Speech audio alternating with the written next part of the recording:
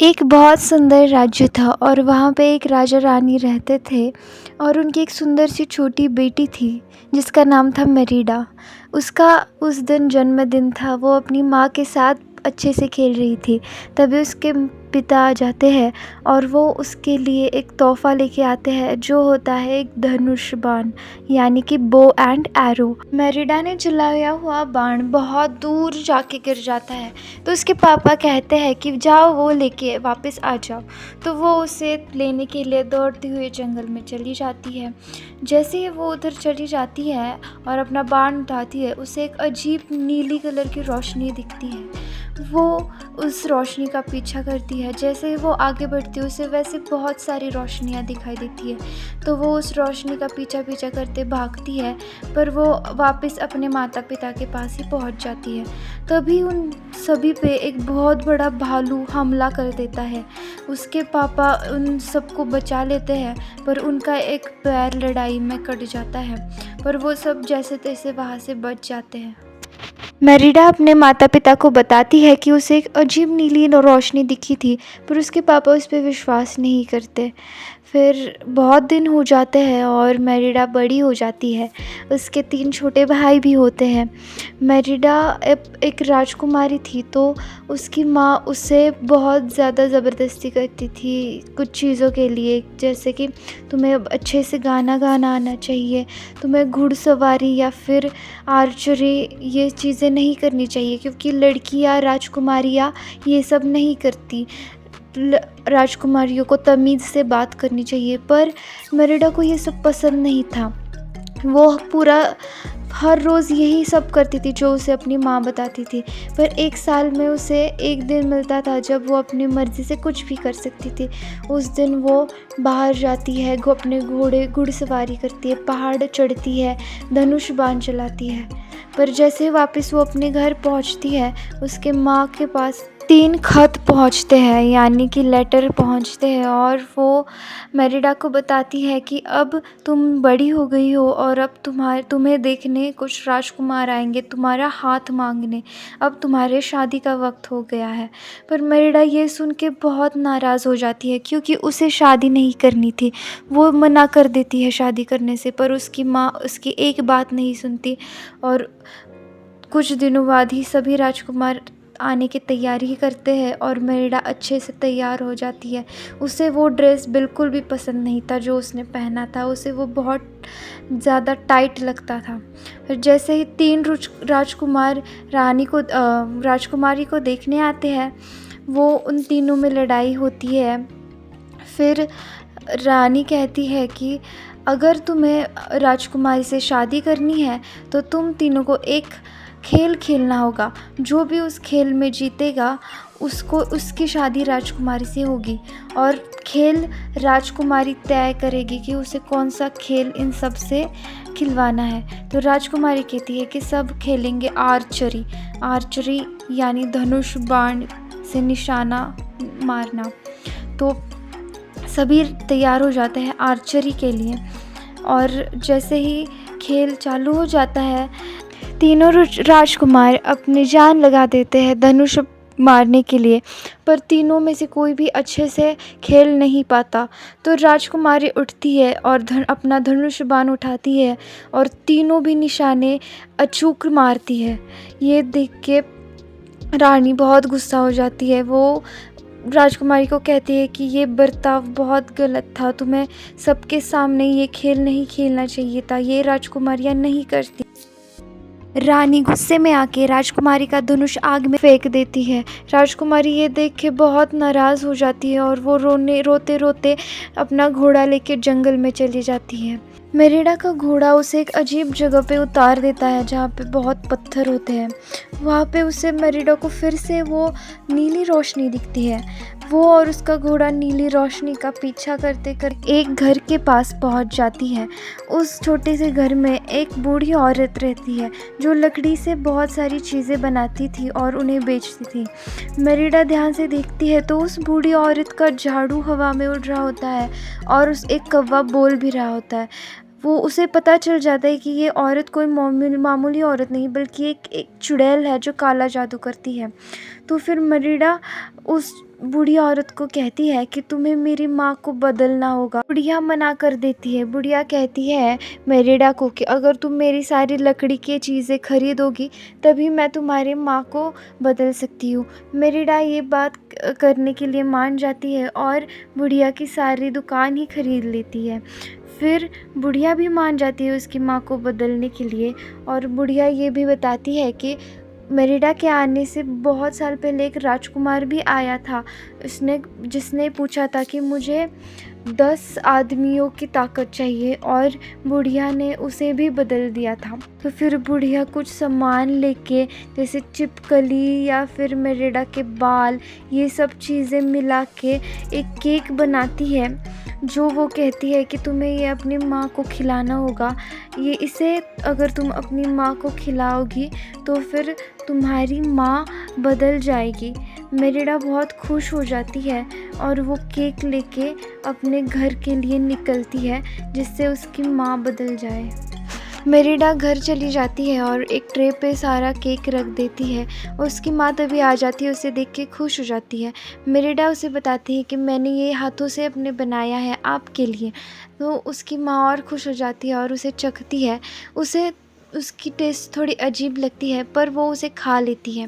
फिर कुछ देर बाद रानी का सर बहुत तेज़ी से चकरा रहा होता है, तो मेरिडा उसकी माँ को आराम करने के लिए अपने कमरे में ले जाती है।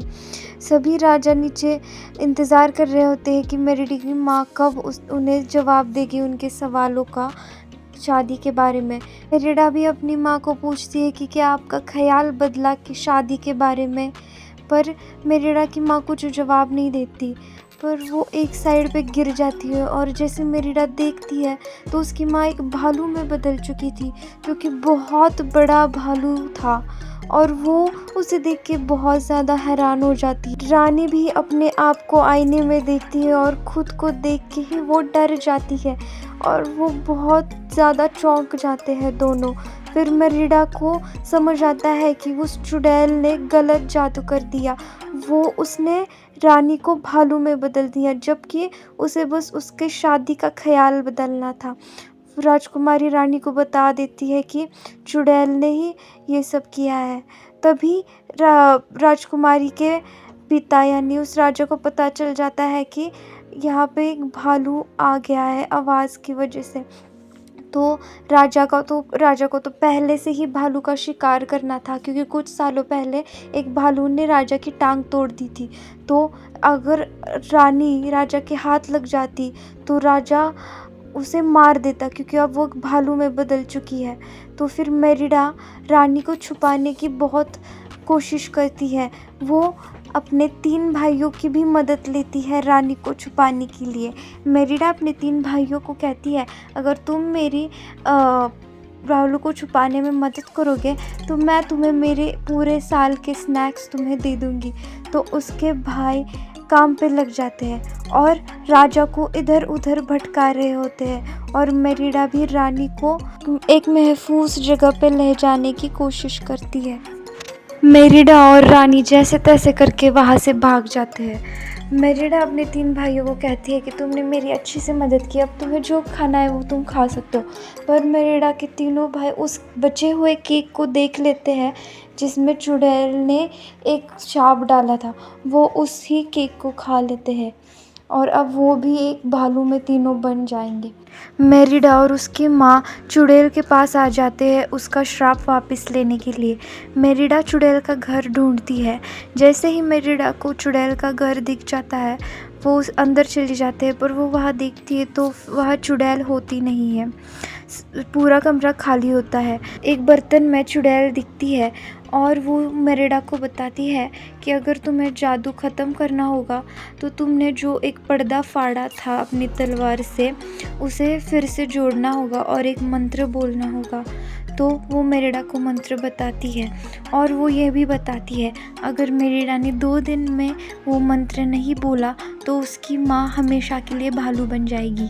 चुड़ैल की ये बात सुन के राजकुमारी और रानी को बहुत बुरा लगता है। रानी का तो हाल बहुत ख़राब हो जाता है। उसे लगता है कि वो शायद कभी वापस नॉर्मल नहीं बन सकती। वो दोनों वहीं रुकते हैं क्योंकि वो महल में अगर वापस गए तो उसके पिता रानी को मार देंगे और वहाँ पे बारिश भी होती है। पर अगले दिन सुबह उठ के रानी अपने लिए फल तोड़ के लाती है। राजकुमारी और रानी मिलके नाश्ता करते हैं, पर रानी की भूख नहीं मिटती क्योंकि वो अब बड़ा भालू बन चुकी है। तो राजकुमारी रानी के लिए मछलियाँ पकड़ने निकलती है। वो उसे उस मछलियों को पका के दे देती है, और फिर भी रानी की भूख नहीं मिटती ना, क्योंकि वो बड़ा भालू है। तो फिर रानी पानी में उतर जाती है अपने लिए मछलियाँ पकड़ने। वो बहुत मछलियाँ पकड़ती है और उन्हें खाती है। राजकुमारी ये देख के बहुत खुश होती है। फिर राजकुमारी को फिर से वो नीली रोशनी दिखती है। वो दोनों उस नीली रोशनी का पीछा करते हैं। वो रोशनी उन्हें टूटे हुए महल तक ले जाती है। राजकुमारी महल के अंदर जाती है तो उसे पता चलता है कि ये तो वह उसी का महल है जो भालू था, उसने उसके पिता पे हमला किया था। वो भी एक पहले राजकुमार था, पर उस चुड़ैल की वजह से वो भी भालू बन गया था। पर अचानक से उसके पीछे से वही भालू उस पे हमला करने आ जाता है। पर राजकुमारी उससे बच के कैसे कैसे तो महल के बाहर आ जाती है, और उसकी माँ उसे बचा के एक अच्छी जगह ले जाती है जहाँ पे वो भालू आ नहीं सकता। फिर उन दोनों को याद आता है कि उन्हें अपने महल जाना चाहिए और उस चादर को जोड़ना चाहिए और वो मंत्र बोलना चाहिए जो चुड़ैल ने बताया था। जैसे ही वो महल में पहुंचते हैं, वो देखते हैं कि बाहर तो बहुत सारे लोग हैं। अगर वो उनके सामने चले गए तो भालू को तो मार दिया जाएगा। तो राजकुमारी सबका ध्यान भटकाती है, उनसे अच्छी अच्छी बातें करती है। वो बताती है कि मेरी माँ ने शादी का नतीजा कैंसिल कर दिया है और उसने कहा है कि सब अपनी मर्ज़ी से शादी कर सकते हैं। ये बातें चल रही होती है, तभी भालू पीछे से खिसक जाता है राजकुमारी के कमरे में और किसी को पता भी नहीं चलता। सब खुश हो जाते हैं और वहाँ से चले जाते हैं। राजा भी रानी को ढूंढने रानी के कमरे में जाते हैं, पर वो वहाँ देखते हैं तो हर तरफ तबाही मची हुई है। वो ये देख के चौंक जाते हैं। उन्हें लगता है कि कहीं भालू ने तो रानी को नहीं खा लिया। फिर वो राजकुमारी के कमरे में जाते हैं तो वो देखते हैं कि ये तो भालू यहाँ पे है। तो वो उस पर हमला कर देते हैं और राजकुमारी को बाहर निकाल देते हैं। राजकुमारी कहती है कि ये मेरी माँ है, पर राजा कहते हैं कि मुझे कोई नहीं फ़र्क पड़ता अगर ये तुम्हारी माँ है, पर मैं इसे फिर भी मारूंगा क्योंकि ये तुम दोनों को मार सकती है। पर फिर राजकुमारी को एक कमरे में बंद कर दिया जाता है और राजा और सभी प्रजा उस भालू के पीछे पड़ जाते हैं। भालू जंगल में भाग जाता है। रानी देखती है अपनी खिड़की से और बहुत रो रही होती है कि शायद अब वो उसकी माँ को मार देंगे, पर वो जैसे तैसे करके अपनी भाइयों की मदद से चाबी हासिल कर लेती है। उसके भाई भी भालू बन चुके थे, 3 छोटे छोटे, पर वो उसकी मदद करते हैं और चाबी लेके उसका दरवाज़ा खोल देते हैं। और फिर राजकुमारी वो पर्दा ले लेती है और उसे सिल देती है और उसे लेके वो घोड़े पे अपने भाइयों को भी लेके चली जाती है जंगल में भालू के पीछे और उस राजा के पीछे उसकी माँ को बचाने के लिए। जैसे ही वो वहाँ पे पहुँच जाते हैं, वो देखती है कि राजा रानी पे वार कर रहे हैं, तो राजकुमारी अपनी माँ को बचा लेती है। जैसे ही राजकुमारी रानी को बचा लेती है, पीछे से वो बहुत बड़ा भालू जिसने राजा का पैर काटा था और टूटे हुए महल में जो था वो आ जाता है और सब पे हमला कर देता है। राजा को पता चलता है कि वो वही भालू है और राजा उसे मारने जाता है, पर वो उसे नहीं मार पाता। फिर रानी उस भालू पे हमला कर देती है और राजकुमारी को बचाती है। रानी एक बड़े पत्थर को धक्का देती है और वो बड़ा पत्थर उस भालू पे गिर जाता है और वो भालू वहीं मर जाता है। इसी तरह रानी सबको उस भालू से बचाती है। और चुड़ैल ने जो बताया था कि अगर दूसरे दिन की सुबह हो जाए तो रानी हमेशा के लिए भालू बन जाएगी, और दूसरे दिन की सुबह भी हो जाती है। राजकुमारी फूट फूट के रोती है क्योंकि अब उसे लगता है उसकी माँ उसकी वजह से हमेशा के लिए भालू बन जाएगी। और उसके 3 भाई भी।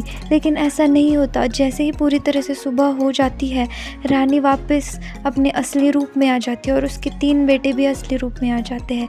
ये देख के राजकुमारी के आँखों में आँसू आ जाते हैं और सभी खुश हो जाते हैं। सभी एक दूसरे के गले मिलते हैं।